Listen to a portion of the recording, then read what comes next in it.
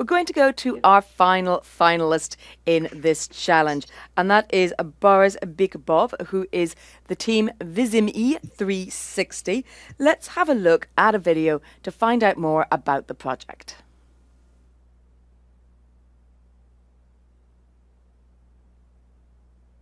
I'm Boris Bikbov, an epidemiologist and data scientist with a long-term experience in the evaluation of non-communicable disease. Vision is one of the major domains both in our personal life and in the public health. Vision impairment is one of the most prevalent disabilities, accounting to almost 32 million persons only in the European Union. Eurostat provides plenty of data about different aspects of vision impairment. Moreover, other open data could be added to provide a 360-degree view on this important topic in a single information space.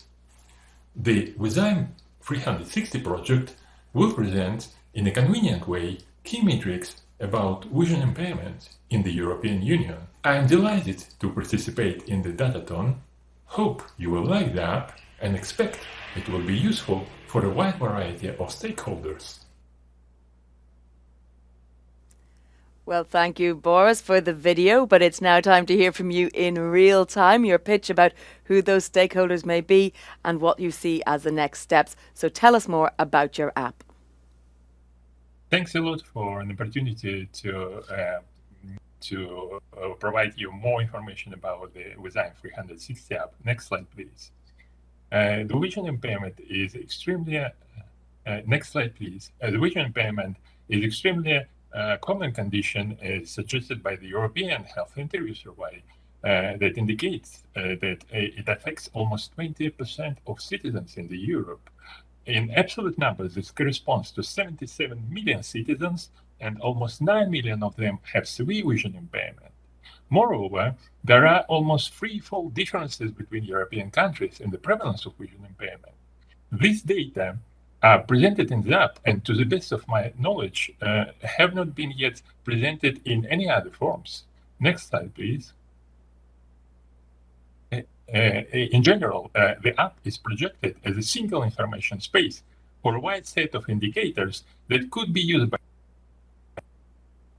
policymakers, patient organizations, media, and other stakeholders. The final goal of the app is to help to better plan public health actions and improve access to treatment, education, social integration, and other aspects of life for persons with vision impairment. Next slide, please. Currently, I used 8 Eurostat datasets. All data are processed by reproducible pipelines that guarantee sustainability during the next data releases, and the app uses leading open source technologies to provide best results and optimal user experience. Next slide, please. You can see here an overview of the app with some information about the app itself, some instructions how to navigate interactive visualizations, the major topic of content with different visualizations. And you can also stay tuned and receive news by different channels about the future app development. And of course, you could contact me in case of any necessity. Next slide, please. There are 2 main chapters. First is the number of people with vision impairment in the European Union, and the second is the healthcare resources and their utilization. Next slide, please. The proportion of people with vision impairment increases with age, as you can see at this interactive figure, that concerns both moderate and severe vision impairment. And actually, that makes extremely important the problem of vision impairment, considering the overall aging of the European and also the world population. Next slide, please. There are a set of interactive tables that you could explore that represent absolute numbers, rates per 100,000 population for the latest available year, and also historical data about the rates. You can scroll or filter the table, and you can also sort it by any column. And in this particular example about surgical operations for the cataract, you can see almost sixfold differences between countries in the rates of these operations. And actually, this makes extremely important the development of programs for exchanging better practices for the prevention, diagnosis, and treatment of this extremely widespread condition. Next slide, please. Each visualization is accompanied by the descriptive part, the text descriptive part, that is actually generated by a set of functions that I wrote. In this description, there are some core facts about the data, and it also makes more accessible information by people who have difficulties in exploring visual forms of the figure of the charts. Next slide, please. You can see the latest data in geographic maps and use your mouse pointer to look at the exact metrics for each country, increase the scale for some region and explore it more in details. You could also return back to the initial view. And of course, you can save a figure in the static form to your computer and later use in your presentations. And all content of the app is distributed under the Creative Commons non-commercial license. Apart of the latest data, it's possible to explore all historical data. And actually, Eurostat provides a splendid information about more than 20 years of history for majority of countries.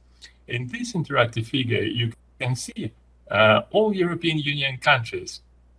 You could select anyone and explore it more in details. You could return back to the initial view.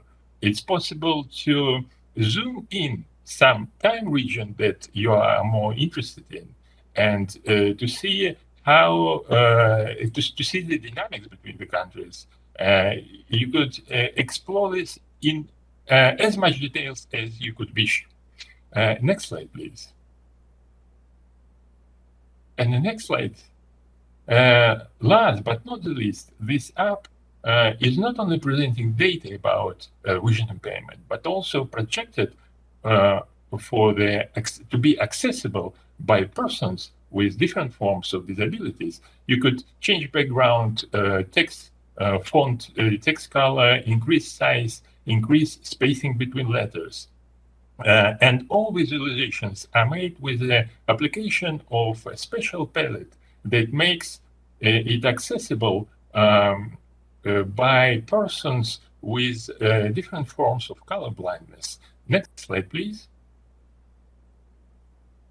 And the next slide shows you plenty of future directions that actually include ideas to incorporate more data sets from Eurostat, add scientific literature, make some visualizations at the NUTS 1 or maybe NUTS 2 levels, and also create some chapters highlighting gender and age differences in visual impairment, prevalence, and other metrics. And the next slide, I would like to thank you for your attention, invite you to explore the app, and please feel free to keep in touch for your ideas or feedback about the app.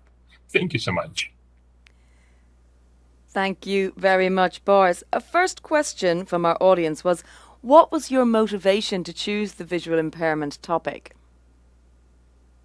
It's extremely important topic. As you see, 77 million persons only in the European Union has this form of condition. And actually, we need to provide the better data, better visualizations to tackle this challenge because our population and we ourselves became older. We need to target these conditions, these diseases that are facilitated with the increasing of age. And vision impairment is only one of these conditions, but actually as a professional epidemiologist, I work with a set of non-communicable diseases that became more prevalent with age. Well, I want to group together some questions, if you like, sort of asking who's it for, what does it do? So we have a question asking, what's the problem you expect this app to solve? Who would be a typical user? And in fact, from a jury member saying, can you give a concrete example of how a Ministry of Health policymaker in Malta, for example, might use the app to take action on visual impairment? Thank you so much for these comprehensive questions. Actually, I would like to start with the last one. As you can see, Malta among the countries with the lowest prevalence of vision impairment, and it would provide some experience to other countries to share some experience to other countries how it's possible to prevent the development of vision impairment. And this app allows you to compare countries between themselves and to bring you an idea that there are a lot of possibilities to improve the health of the population in each country. And because of this, the app is made for a wide variety of stakeholders, both professional policymakers, but also citizens who would like to know something about themselves. And how, if it is for policymakers, are you guaranteeing the quality and reliability of the data presented? Because it's provided by Eurostat. So it's genuine Eurostat data. And considering the European Health Interview Survey, currently only the data for the Wave 2 are available. And the Wave 2 was done with the participation of more than 300,000 persons in Europe. And we were expecting in the next year release of the results of the EHIS free wave that provide more fresh and more detailed results about the current situation. Well, and then final question, how often will the data be updated on the app? I noticed, for example, Greece there only has the most recent data from 2015. How can you compare when some countries are slow to present their data? Yes, you're completely right that some countries provide data in a very good way with most recent information available. Some countries, I don't know by which reasons, have not yet provided data for several years. It all depends how often countries send data to the Eurostat. But in general, I have an intention to update the app at least once a year when Eurostat releases new data about the countries that provided the data. Well, thank you very much indeed, Boris, for your presentation.